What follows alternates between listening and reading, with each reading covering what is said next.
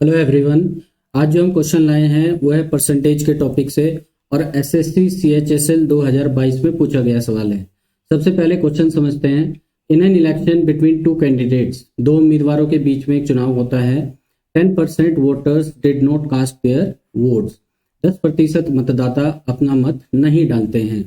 And 5% of the votes polled were found invalid, और जितने vote डले उसमें से 5% वोट इनवैलिड पाए जाते हैं, यानी अवैध पाए जाते हैं। The successful candidate got 55% of the valid votes, जो विजेता होता है उसको सही मतों का 55% मत प्राप्त होता है। And won by a majority of 1710 votes, और वह 1710 मतों से विजयी घोषित होता है। How many voters were enrolled, तो आपने बताना है वोटिंग लिस्ट में कितने लोगों का नाम था। तो हम ये कह रहे हैं कि भैया वोटिंग लिस्ट में जो नाम होगा वो नंबर्स में होगा, यानी जितने वोटर्स होंगे वो नंबर्स में होंगे। और नंबर जो है हमें क्वेश्चन में दिखाई दे रहा है 1710।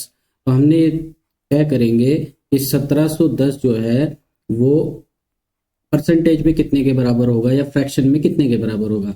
अब देखिएगा, 10% of the voters did not cast their votes, 10% मतदाता अपना मत नहीं डालते हैं। 10% को फ्रैक्शन में कहते हैं 1/10, यानी 1/10, यानी हर 10 वोट पे एक वोट ऐसा है जो नहीं डला।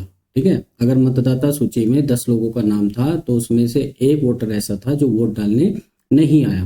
तो मान लेते हैं कि x जो है वो टोटल नंबर ऑफ वोटर्स है। 10 में से एक वोट डालने नहीं आया तो कितने लोगों ने वोट डाला है? 10 में से 9 लोगों ने वोट डाला है। 5% of the voters votes polled were found invalid, 5% fraction कितना होता है? 1/20, यानी अगर 20 वोट डले तो हर 20 पे एक वोट खराब है। तो कितने वोट सही हैं?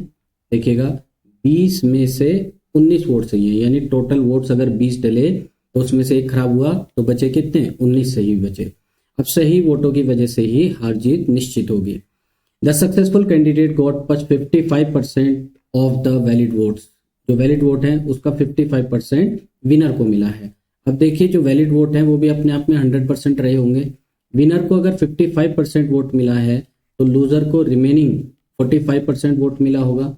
इसका मतलब ये हुआ कि विनर जीत जाता है 10% वोटों से, और 10% का मतलब होता है फ्रैक्शन में 1/10।